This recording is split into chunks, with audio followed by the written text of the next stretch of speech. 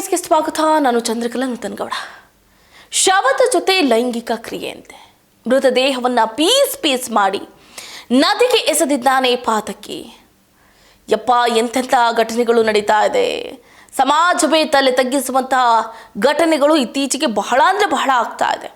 ಯಾಕೆಷ್ಟು ಕ್ರೂರತನ, ಯಾಕೆಷ್ಟು ಒಂದು ನೀಚ ಕೃತ್ಯಗಳನ್ನು ಎಸಗ್ತಾ ಇದ್ದಾರೆ, ಇವರ ಮನಸ್ಥಿತಿ ಏನಾಗ್ತಿದೆ ಅನ್ನೋ ಪ್ರಶ್ನೆಗಳು ಈಗ ಸಹಜವಾಗಿ ಎಲ್ಲರಲ್ಲೂ ಕೂಡ ಮೂಡ್ತಾ ಇದೆ. ನೋಡಿ, ಏನಂತಂದರೆ ಶವವನ್ನು ಕೊಚ್ಚಿ ಕೊಲೆಗೈದು ಶವದ ಜೊತೆನೇ ಲೈಂಗಿಕ ಕ್ರಿಯೆಯನ್ನು ನಡೆಸಿರುವಂತಹ ಒಂದು ದಾರುಣ ಅಮಾನವೀಯ ಘಟನೆ ಛತ್ತೀಸ್ಗಢದ ಬೆಮೆಥಾರಾ ಜಿಲ್ಲೆಯಲ್ಲಿ ನಡೆದಿರುವಂಥದ್ದು. ಮಹಿಳೆಯೊಬ್ಬಳನ್ನು ಭೀಕರವಾಗಿ ಹತ್ಯೆಗೈದು ಆಕೆಯ ಶವದ ಮೇಲೆ ಲೈಂಗಿಕ ದೌರ್ಜನ್ಯ ಎಸಗಿದ ರಾಕ್ಷಸನ್ನ ಈಗ ಪೊಲೀಸರು ಬಂಧಿಸಿದ್ದಾರೆ.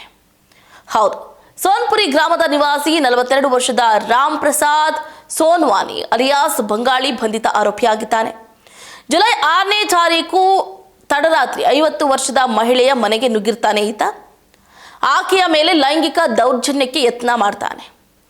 ಈ ವೇಳೆ ಮಹಿಳೆ ತೀವ್ರ ಪ್ರತಿರೋಧ ಒಡ್ಡಿದ್ರಿಂದ ಆಕ್ರೋಶಗೊಂಡ ಆರೋಪಿ ಗುದ್ದಲಿಯಿಂದ ತಲೆಗೆ ಹೊಡೆದು ಆಕೆಯನ್ನ ಕೊಲೆ ಮಾಡಿದ್ದಾನೆ.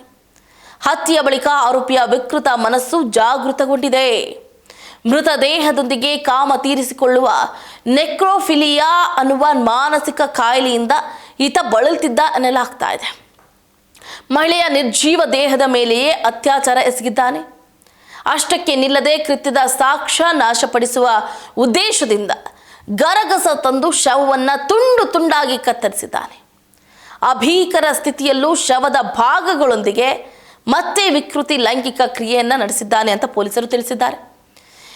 ಆ ರಾತ್ರಿ ಇಡೀ ಕತ್ತರಿಸಿದ ದೇಹದ ಭಾಗಗಳನ್ನು ತನ್ನ ಗುಡಿಸಲಲ್ಲೇ ಇಟ್ಕೊಂಡಿದ್ದ ಆರೋಪಿ ಮರುದಿನ ರಾತ್ರಿ ಅವುಗಳನ್ನು ಬಟ್ಟೆಯಲ್ಲಿ ಸುತ್ತಿ 2 ಬಂಡಲ್ಗಳನ್ನಾಗಿ ಮಾಡಿಕೊಂಡು ಶಿವನಾಥ ನದಿಗೆ ಹರಿಯುವ ಅಮರಯ್ಯ ಹೊಳೆಗೆ ಎಸೆದು ಪರಾರಿ ಆಗಿರ್ತಾನೆ.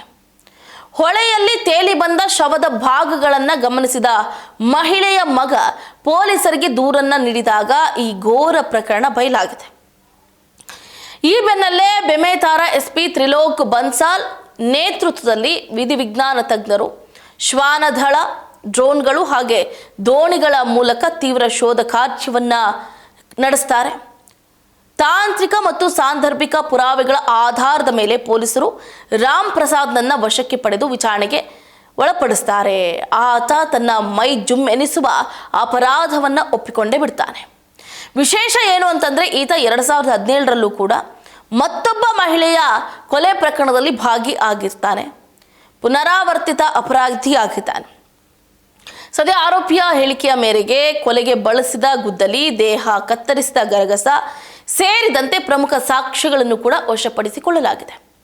ಆರೋಪಿಯ ವಿರುದ್ಧ ಭಾರತೀಯ ನ್ಯಾಯ ಸಂಹಿತೆ ಅಂದರೆ BNS ಕಾಯ್ದೆ ಅಡಿಯಲ್ಲಿ ಕಠಿಣ ಸೆಕ್ಷನ್ಗಳನ್ನು ಅಳವಡಿಸಿ ಪ್ರಕರಣವನ್ನು ದಾಖಲಿಸಿಕೊಳ್ಳಲಾಗಿದ್ದು ನ್ಯಾಯಾಲಯ ತನಿಖೆಗೆ ನ್ಯಾಯಾಂಗ ಬಂಧನವನ್ನು ವಿಧಿಸಲಾಗಿದೆ.